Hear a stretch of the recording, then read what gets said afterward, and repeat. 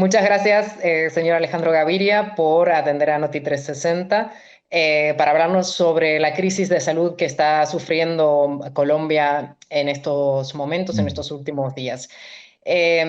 Bueno, buenas tardes. Y lo que queríamos hablar con ustedes, básicamente porque ya había vaticinado en algún momento la tragedia inminente en el sistema de Mm. salud de Colombia. En el pasado usted habló desde el propio ministerio, cuando usted lo ocupaba, de la necesidad de una crisis explícita para forzar la transición. Al ver lo que ocurre con el desabastecimiento de Mm. medicamentos, el aumento de tutelas y las víctimas de este colapso de salud, ¿considera usted que esa teoría digamos, de forzar la transición se convirtió en una política de Estado deliberada por parte del gobierno? Yo creo que sí.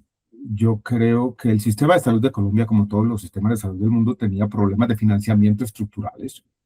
Nunca fue un sistema perfecto, pero en el contexto de los países en desarrollo y latinoamericanos había garantizado en condiciones de equidad el acceso sobre todo a medicamentos para pacientes de alto costo. Es un sistema que en muchos ámbitos de la salud pública internacional era visto como un ejemplo.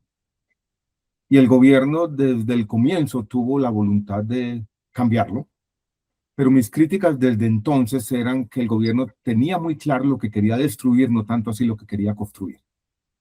Y muchos alzamos la voz hace dos años y medio diciendo esto es lo que puede pasar.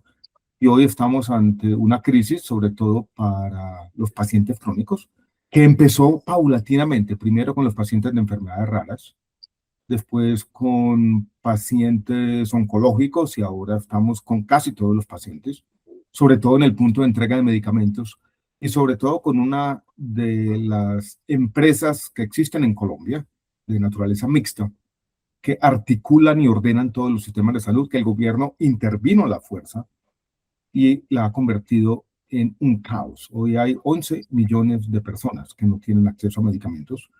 El principal centro de tratamientos oncológicos en la ciudad de Bogotá, quizás el principal del país, dice hoy que le cierra los servicios a los pacientes de esta EPS, como la llamamos en Colombia. Eso es una tragedia, y es una tragedia anunciada, y es una tragedia deliberada. Mientras tanto, lo que está haciendo el gobierno en lugar de solucionar la crisis es construir un relato conveniente que les sirva políticamente.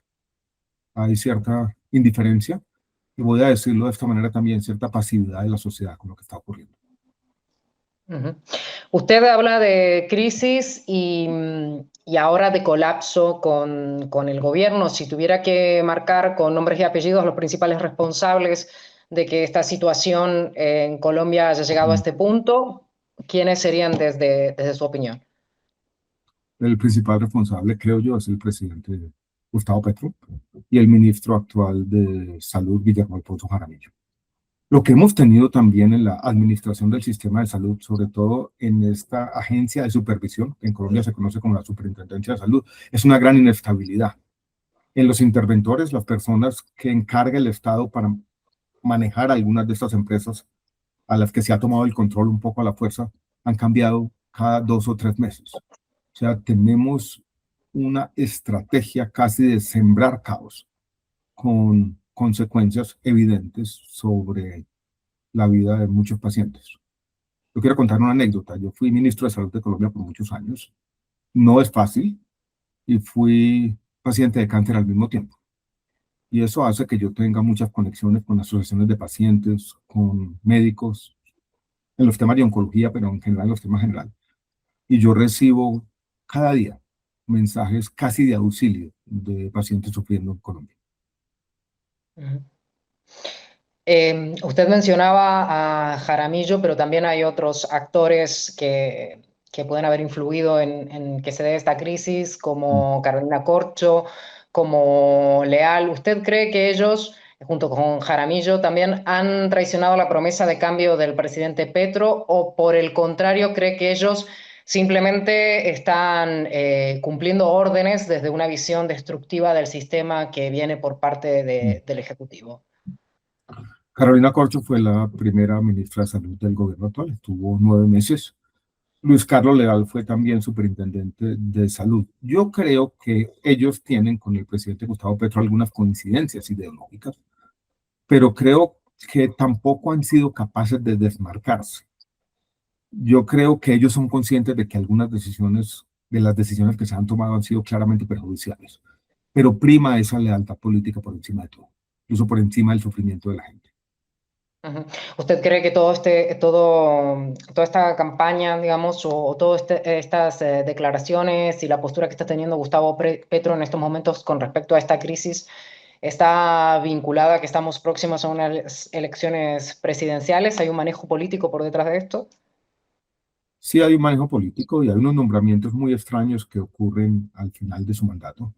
Uno no cambia funcionarios esenciales de un gobierno 3 meses antes de terminar.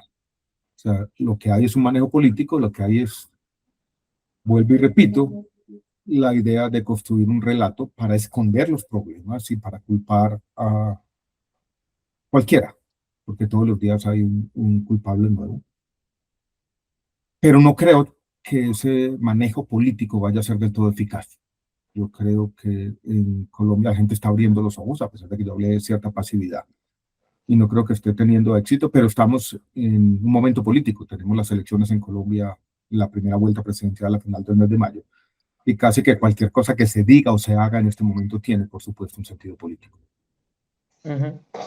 De ese sentido político en estos momentos podría ser el tema frente a esta crisis, ¿no? De la victimización del Estado frente a las EPS, porque bueno, usted hablaba de culpar a quien sea como para desligarse de su propia culpa, ¿no? Un poco lo que señala que se está haciendo de parte del gobierno. ¿Usted cree que digamos, este foco o esta batalla que Gustavo Petro y su gobierno han centrado en las EPS tiene que ver también bueno, con una estrategia política? Sí, yo creo que claramente es una estrategia política, es escoger un chivo expiatorio.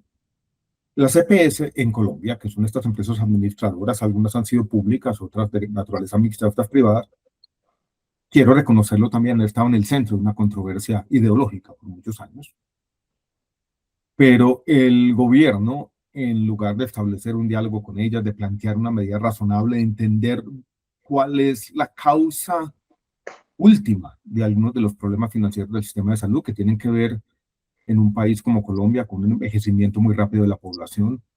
Colombia tiene un plan de beneficios, una canasta de beneficios bastante amplia. Colombia tiene una judicialización del sistema de salud, pues es ordenando medicamentos de alto costo mayor que cualquier país latinoamericano. O sea, unas circunstancias que son difíciles. Toda esa complejidad se redujo a la CPS por razones, en el fondo, políticas, en el fondo, electorales. Uno entiende que los políticos se comporten como políticos y que haya motivaciones políticas en las decisiones que toman. Pero cuando hay vidas en juego y hay sufrimiento humano en juego, uno esperaría al menos algo de responsabilidad. Eso es lo que no hemos visto en Colombia durante los últimos 3 años. Ujú. Con respecto a las EPS, bueno, una de las posturas o las propuestas del gobierno hasta hace poco, hasta hace 2 días, era que se liquiden. Ahora un poco el discurso ha cambiado en las últimas declaraciones. El presidente Petro lo que dice es, bueno, que no que se liquiden, sino que se les quiten las licencias, porque de esa manera pues los propietarios van a poder pagar las deudas a los hospitales. ¿Usted qué opina con respecto a estas dos posturas? Si cree que esta puede ser la solución o cuál de las dos puede ser la solución y a qué cree que se debe este cambio de propuesta por parte del gobierno. Voy a decirlo en una sola palabra, improvisación. Nadie entiende muy bien qué quiere decir el presidente Petro con quitarles la licencia. Nadie entiende por qué eso llevaría a que las deudas se pudieran pagar. No hay una figura en la legislación colombiana que hable de quitarle la licencia y que las responsabilidades se mantengan. Si esta empresa no funciona, tiene que entrar en un proceso de liquidación y ese proceso de liquidación tiene que ser un acto administrativo motivado con unas razones claras por la Superintendencia de Salud.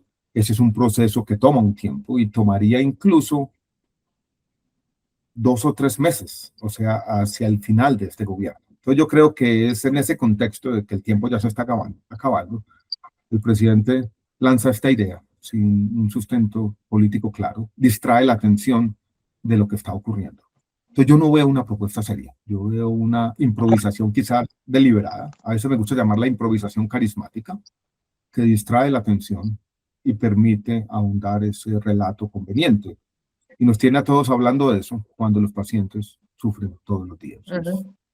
No hay nada serio detrás de esa propuesta del presidente.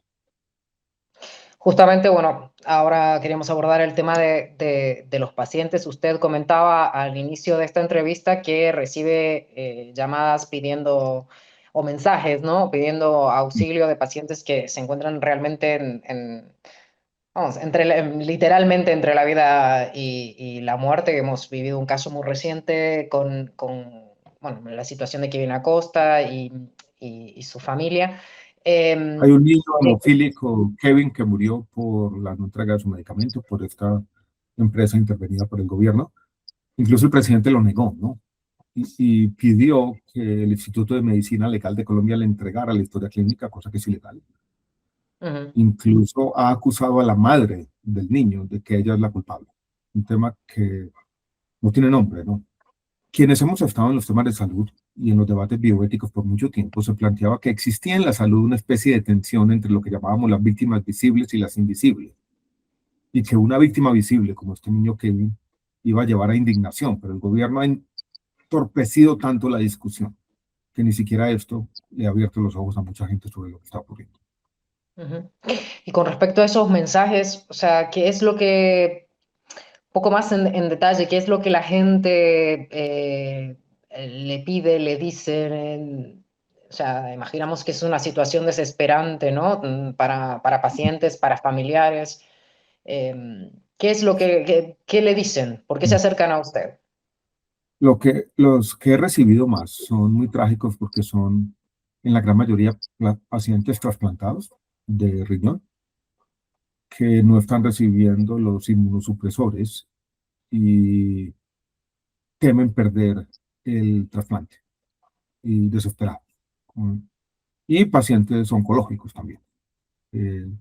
Han visto sus tratamientos interrumpidos, no tienen una nueva cita.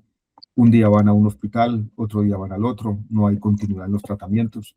Un caos absoluto, ¿no? ¿Y usted cree que existe alguna solución como a esta situación que, bueno, inmediata, que sería lo que necesitan los pacientes, tal vez no sea posible, pero bueno, desde su experiencia y desde su visión, ¿cuál cree que podría llegar a ser una solución, al menos en el corto plazo? Para encontrar cualquier solución a un problema complejo tiene que haber voluntad, y no la encuentro en este momento, pero yo creo que sí existen soluciones que, como en los temas de salud y las reformas sanitarias, siempre son complejos. Y para buscar la solución uno tendría que dividir el problema en dos partes, unas soluciones de corto plazo para estabilizar financieramente el sistema, dar un golpe de confianza y sobre todo entender qué se va a hacer con estas EPS intervenidas que hoy están a la deriva. Y plantear una reforma que logre tener más coherencia entre los ingresos que entran al sistema de salud y los gastos del mismo sistema, y que corrija también, lo tengo que aceptar, algunas de las desigualdades históricas en el sistema de salud de Colombia, que no han sido sobre todo entre pobres y ricos, sino entre el centro de Colombia y la periferia, entre las ciudades y las áreas rurales dispersas. Todo eso hay que hacerlo con orden, método y voluntad, digo yo, para resolver los problemas complejos de cualquier sociedad, que es lo que no hemos tenido en los últimos años. Bueno, señor Gabriel, muchísimas gracias por su tiempo, por la espera y nada, bueno, esperamos poder volver a contactarlo en algún momento. Muchísimas gracias.